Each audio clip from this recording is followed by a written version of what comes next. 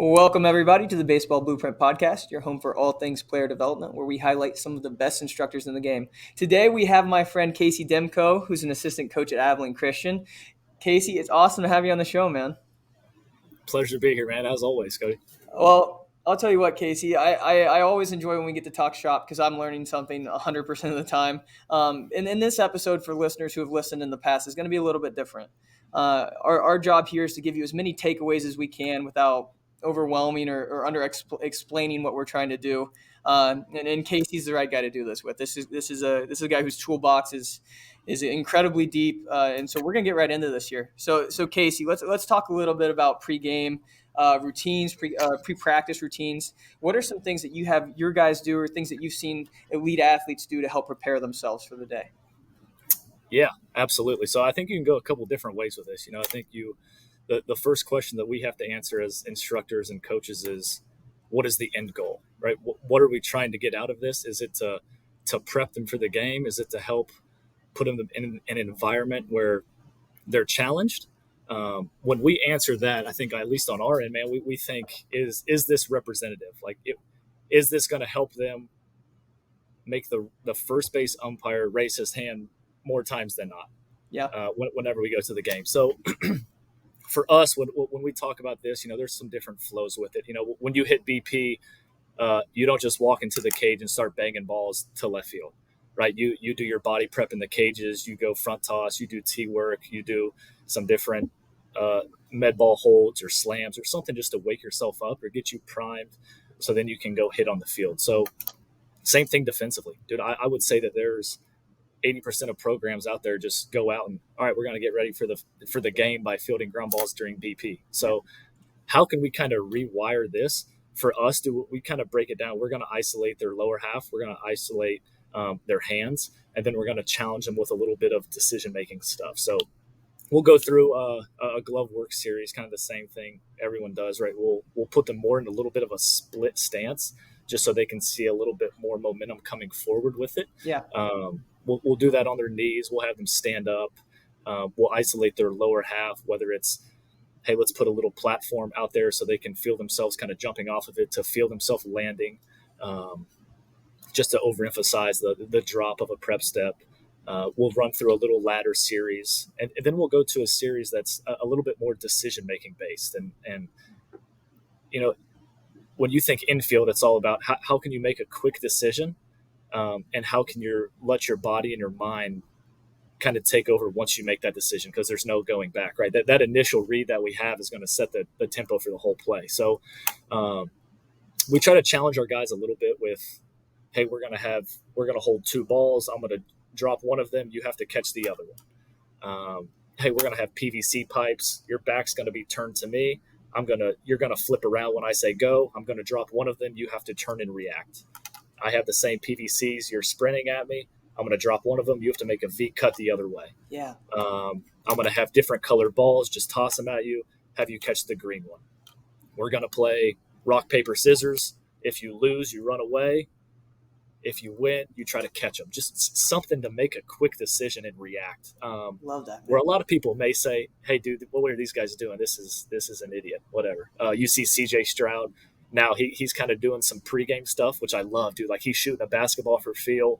He's throwing a baseball, stuff that gets his body to feel right, so then he can go be an athlete on the field. So anything that says, hey, let's isolate our lower half, let's isolate our upper half, let's let you make a couple game-like decisions, go play. Go be an athlete after that. So that's kind of how we structure it before game and before practice. Different for each guys, of course. I love that, man. I think a lot of programs now are starting to really hammer in those fundamentals early, especially when it comes to, like, as you start to bucket guys with player development ideas, right? We have a guy who's got poor pocket presentation. That early prep routine is like, that's his moneymaker right there. That's where we have to really hit hard. And so thankfully, one of the sponsors of today's video is Valley Sporting Goods. If you haven't, make sure you check out the link in the description. You'll be able to get discounts on their training gloves. This is the one that I prefer. This is the Eagle 975S. And Casey, I know you've used these before too, but one of the things that we really love about these is it minimizes the amount of error that we can do, right? So being more accurate with the pocket, and this isn't just for pick work, this is something we take live reps with to hold posture and understand feeling about working from the ground. And Casey, I don't know about you. Do you have guys who utilize this and find value there? Yeah, absolutely. So we'll start with a mini glove almost every day, dude. Just it's the margin of error is very small there. Oh, yeah. Like you have to be on time, you have to be through the baseball, so those are great. And Valley also has some ones that are pliable, like the pancake, dude. Yep. We love those as well because you can actually squeeze it, and then more importantly, dude, the surface area is huge on that. Like it's Yeah. you see guys all the time when they're going to field, like their glove is bent, not a lot of room right here. So, dude, that pancake, like it is wide open. That's my surface area, so you can really teach actually pushing through that. We do a lot of kickbacks with those, so we'll Okay. just toss the ball and they just hit it. They just hit it back to us just like tennis. Yeah. So yeah, that's a little variation that we have pregame, but always a mini glove. So cool, man. That's so good. So as we go through this progression of our early work and start our routine, do you have a certain throwing progression that you like to take your guys through to help prepare them for the day? Yeah, for sure. So we'll break it up: a low day, a high day, or a medium day. So we actually took a rangefinder to our field, and we measured out like, hey, when this ball is hit to left field, what is the max throw a left fielder is going to make?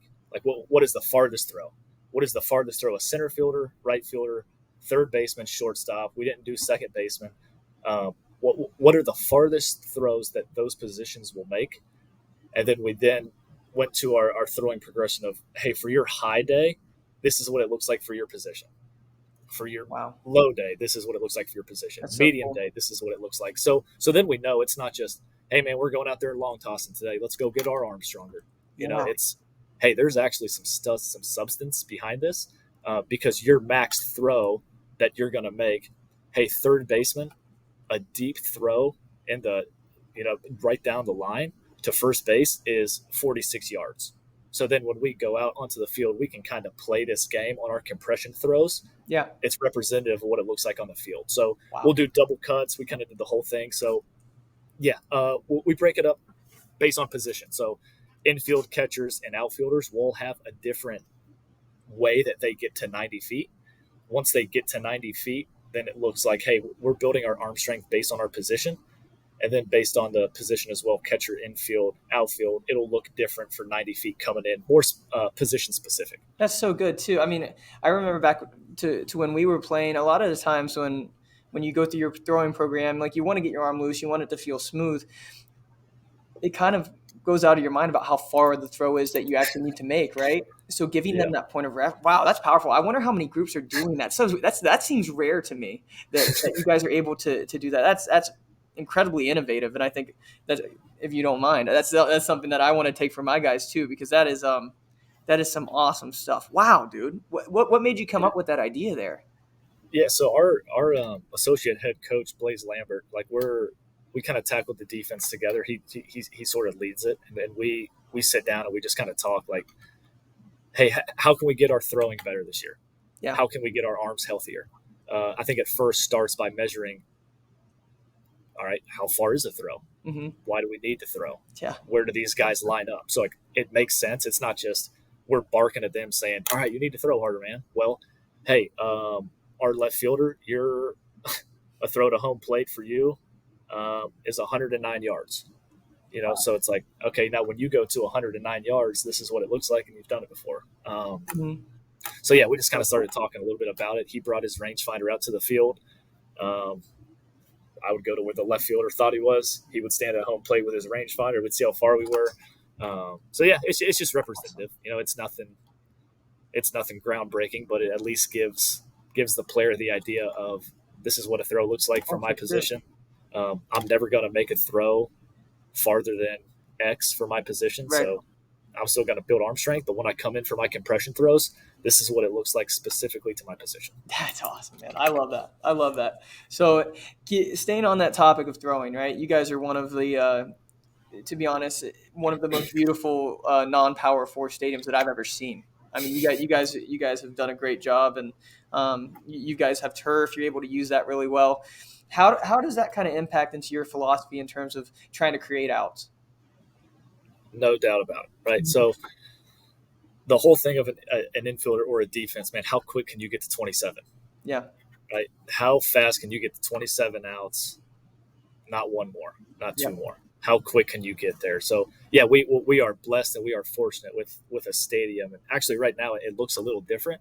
We're getting a whole facelift, so That's so cool, we'll man. play the Wow. whole fall in a play the whole fall in a turtle, which was a little unconventional, but hey man, we're going to reap the benefits of it. I think in the spring. So yeah, super super fortunate of what's to come, but also what we have in the meantime. And turf is a huge part of our game and game plan and how we track balls, how we track ground balls, and more importantly, how we finish outs too. So the luxury of turf is, man, we can use it a lot. You know, there's times far and none where as an infielder you don't have the momentum that you want going to first, so making an off balance throw is a very risky throw. So we'll teach our guys a lot, man. If you don't have that momentum going to first, let's go ahead and throw a dart one hop into the turf that we're lucky to have to our first baseman, which is then to them it's a chest high or a knee high one hop that they have the ability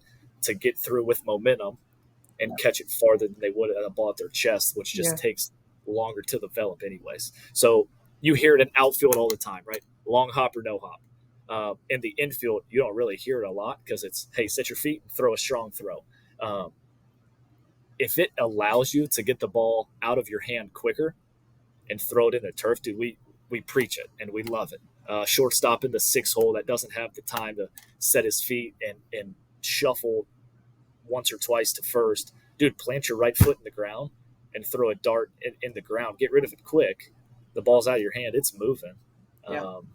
And we found to have a lot of success with it too, especially when you teach them to be athletic and they have the freedom to move to their glove side, to their arm side, coming in across their body, not making a throw that would tail a lot in the air, cutting that throw in half and just throwing it in the ground and letting it, So take cool. its worth. So yeah, you see it in the outfield, man. You don't see it in the infield a lot. That's awesome. That's awesome. And I think one of the things that you see a lot of younger players, especially guys who step into that college atmosphere, do is try to use more arm than they need to. Even the guys like, and you see it a lot at your level too. Guys have these rockets, but the rockets start to fade without momentum. Right, that momentum's so important. So being able to utilize that turf is incredible. Now, speaking of these guys who are coming in on campus, what are some common problem areas you see as guys start to work their way into the collegiate space from a development standpoint? Yeah, man, I think it's just pace of play, like for the younger guys. There's a little adjustment period, Mm-hmm. or when they get to campus, it just kind of hits them of, well, hey, now I'm away from mom and dad. Now I have to go to class. Oh wait, they're not making lunch for me anymore. I have to do my own laundry. Oh, I have practice. So it's just the adjustment period, and Yeah. I think we do a good job, man, of just kind of getting mature guys that come in, and there's really not a lot of time with that, anyways. But yeah, I would say overall the adjustment period, but then just knowing and almost teaching them the mental side of things. Like, dude, you've probably succeeded your whole life. Yeah. Like you have. You've had success at every level, and you've probably played shortstop, or you've probably struck everyone out. So knowing, like, dude, when you're going to face our junior, our head coach says it the best. Like, don't compare your day one to someone else's day 1,000 or a day 1,050 or whatever it may be. So just teaching them like the mental side of it. Like, dude, it's okay to fail. Failing's actually encouraged. We want you to fail a little bit, so then we can learn from it. Then we can attack those areas. Yeah. So I would say, yeah, dude, the number one or number two things on the list is probably just the adjustment time and the mental side of just enforcing to them, like, dude, it's okay, man. You're here for a reason. Like, we want you to fail. Um, how could we view that failure to formulate a plan for you, so that next time you're presented with that opportunity, then you attack it a little bit differently. And then by the time you're in the spring as a freshman, you're going to look different. Your sophomore year is going to look different. Junior, senior, and however many years people can play now. They're 8 or whatever. So Yeah, that's so good. Wow, dude. Wow. And so if you're one of those high school guys, junior college guys, transfer portal guys who are wanting to get involved with Abilene Christian, make sure to check that out on the Baseball Bluebook app. They've got camps coming up in January. You'll be able to access that through the app. Casey's got a profile, so do the rest of the coaches on staff. So we'll be able to access that information through there. Now, as we dive into more drill series specific areas of correction that we want to do, Casey, what are some things that you try to hunt when it comes to developing great tempo with the feet and understanding how to read and attack a hop? yeah, I think you look back at it and you think, okay, how do you get good momentum with the feet and how do you get good tempo? I think it all starts with the eyes, right? If you can read the first hop of the ground ball, then you're going to set yourself up for success with your lower half. So if you naturally have a knack for finding a route of a baseball, you can trust your lower half to get you in the right spot. So we start off with the visual aspect of it of, hey, where is this ball bouncing? And then we progress to, okay, my lower half now has the ability and the freedom, and my mind is allowing it to get in a spot that it needs to. So I think number one, it starts with, can we read that hop off the bat? Can we read the speed and can we read the timing and the flow of the play? And then when we talk about the tempo of the lower half and kind of feeling it into it, we'll do a lot of things where it's, hey, we'll just set up like a runway of cones. Hey, we're going to get from point A, which is your starting point, to point B, which is just a little banana, the ending point, just as fast as we can. We're just going to go as fast as we can. How can you gain that ground? We're looking to shrink the field. We're looking to field the ball as close to home plate as we can. We're looking to cut off 6 to 8 feet of a ground ball or 2 to 3 hops if we can on every ground ball. Hey, it's going to help your arms. It gives you the ability to make your own momentum and create your own angles. And then we're going to go from there. And guess what? It's not even going to be close at first base. He's going to be out by 6 feet. Yeah. So we'll do some cones like that. We'll do some where it's just partner pushes. A partner will be standing behind me. I'll get in my pre-pitch. My partner will then push me as hard as he can just to enforce in my brain, hey, I have to go close this gap on this ball.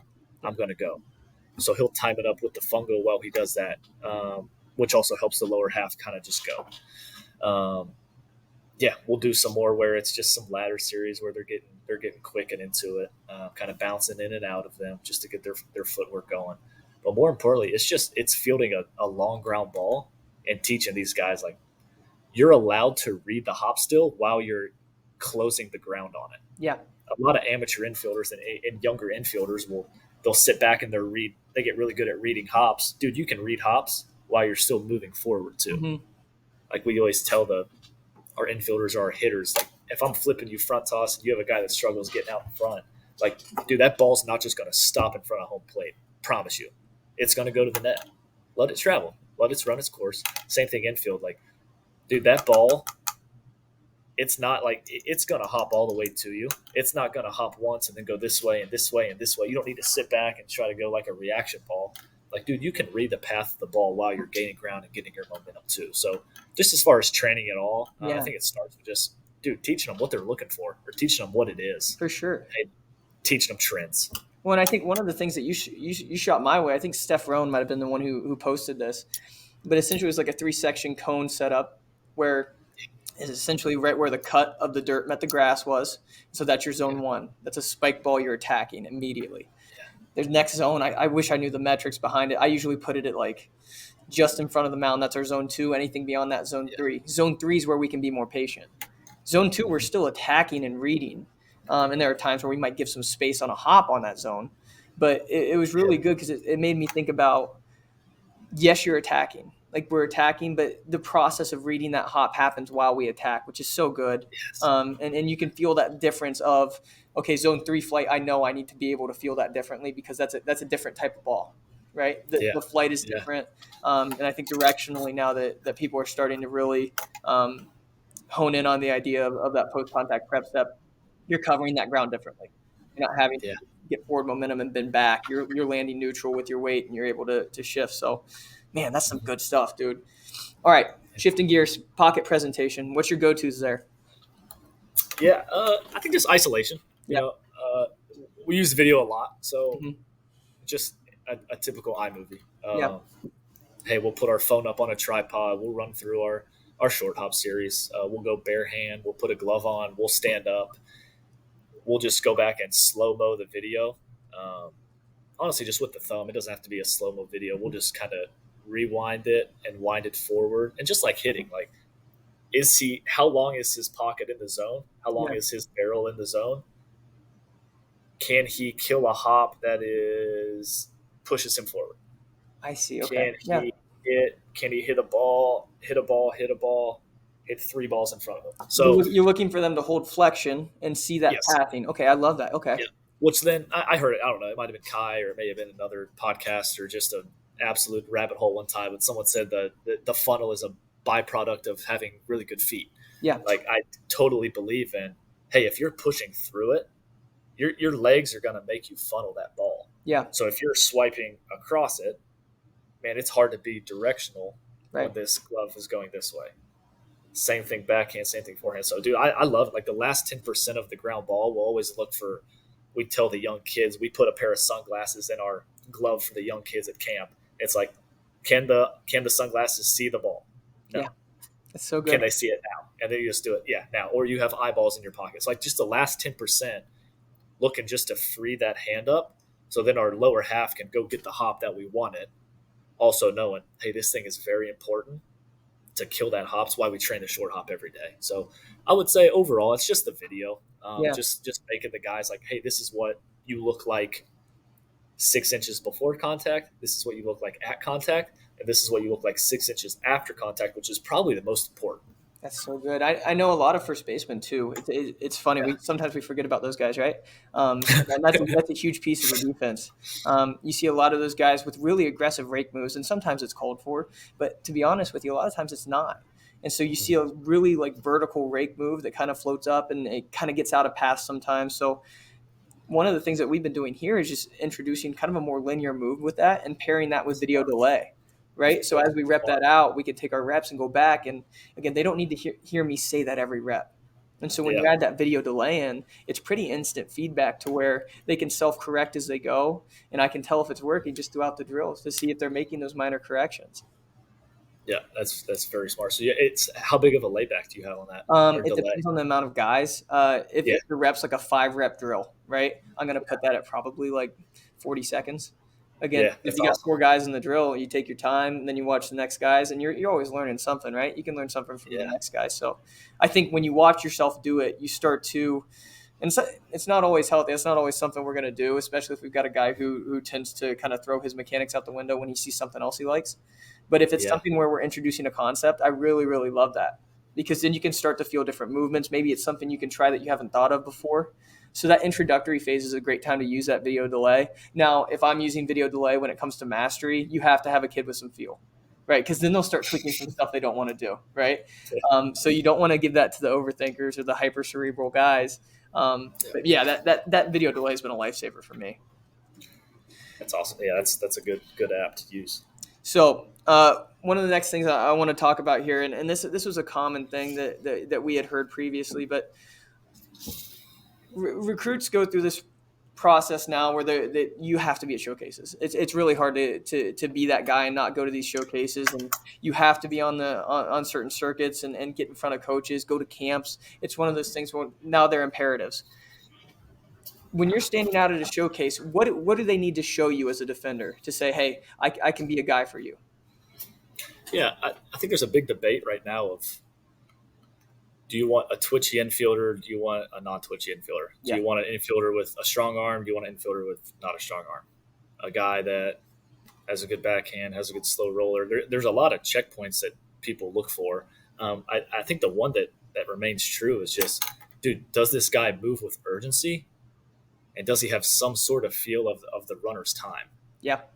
So, dude, you can take a slow twitch, whatever the slow twitch is defined in your head, infielder, and he could be elite because he's closing ground, he's creating good angles, and he gets rid of the ball right when he catches it. You could get a really twitchy infielder with a strong arm, and he could be a lower level infielder just because he doesn't have a concept of, hey, what hop am I reading? when do I need to use my strong arm? Am I using it every time? And there's not really a feel. So I think a couple things that just stand out are guys that move around with urgency. They close. If you're looking at them from the side, if you're looking at a shortstop from the third base line, Yeah. like, is he gaining a little bit of ground before he fields it? That would probably be the number one tell. Like, hey, this dude's actually has a little bit of feel moving vertically. And then does he know what to do post catch? That's so cool because as a player, right? I mean, we went through the process and it was starting to get big as we came through the showcase game. But I would remember like having that stutter step that I sat back on the ball for way too long on because I needed to rip through all the time. And I love that you're pointing that out for those players who are listening because it's so true. It's not good enough to just sit back and hope you get a good hop because you're wanting to show how bouncy your feet can be in that spot. Like working through that method of I'm reading the hop as I'm gaining ground, I'm keeping tempo with my feet, but I'm not just running tempo at one speed. The definition of tempo is being able to keep rhythm, and the ball is setting the music here. You got to dance to that, right? You don't get to set your own music, and it's kind of like base running with the runner and the pitcher. So that is, man, Casey, that's some really good stuff. Dude. That's so good. So Casey, we'll leave on this one here. For those coaches who are just starting out, what do you have any advice for these guys? Let's go 3 pieces of advice that either you could tell yourself right as you were starting or someone who's starting out now. Yeah, 3. That's a good one. We always try to define everything, and people always get mad at me of saying, "Well, what are we trying to define?" So I think it comes down to personally, like, what's the end goal? Everyone always wants to climb as fast as they can. Victim, right? Yeah. Number one, victim. Oh, I want to do this. I want to do that. I want to do this for me. Like, dude, we're missing the point, dude. If you don't fall in love with going to the field every day and getting your freaking infielders better, you have no chance, no shot at all. So I would say number one, like we say to the players, just find your why, man. Why are you coaching? Why are you in it? Are you in it for yourself? Are you in it to change someone else's life? Are you in it because, hey, it fires me up every day to come to work in the office today so I can see a kid down on the field do something that he never thought he could do before. Like that, love it. Wakes me up every day, keeps me at the office every night. Like, absolutely love it. So number one, dude, I would just find, why are you coaching? Why are you in it? Find that one. 2, no lies at all. Like, I got a lot of my information, made a lot of my connections on social media. So I would encourage, like, hey, social media is a tool for you if you use it right. You see all the people, man, that's an eyewash Twitter coach, that's an eyewash whatever. Like, yeah, man, there's some people that post a lot of loud stuff. Everyone knows who their name is, like, dude, if you're passionate about something, dude, post it, man. Like, go out there and share it. If it's base running, share it. If it's pitching, share it. People are going to have their opinions. Sweet. If you're doing it for the right reasons, it doesn't matter. And then number 3, I would just say be super content with where you're at in the moment. Whether it's if you're a lower level coach, whatever that means. If you're a higher level coach, whatever that means. There's higher level coaches that are miserable human beings. There's lower level coaches who are happy as can be. So I don't think the environment matters, so say. I would just say it's almost like I heard a story about a guy said he was taking a sabbatical because he wanted to get away and be happier. He went to Hawaii for a sabbatical and he was absolutely miserable. It's like, dude, your internal environment's what matters. So if you're super content with where you're at in the moment or where you're at right now, it's just going to exude out of you like crazy. Wow. So yeah, find your why, know what it is, use social media, and just be super, super content with where you're at and changing the room that you're in right now, whatever the room needs. Dude, fire me up, Case. I'll tell you what. I said it at the beginning of the show. There's a reason why I love talking to this guy, and he brings the juice every time. I feel rejuvenated when we talk. I learn something. You can tell the passion for the game oozes out of this guy. So, Casey, it has been an absolute pleasure having you on. Thank you to the Baseball Bluebook Network for partnering with the show. Thanks again to Valley Sports, man. Listeners, I hope you got something out of this because I know I did. So. Thanks again, Casey, for doing this, and we will see you guys next time. Absolutely, man. Thanks, Cody. Thanks, Bluebook. Thanks, Valley. All of it, man. Appreciate it.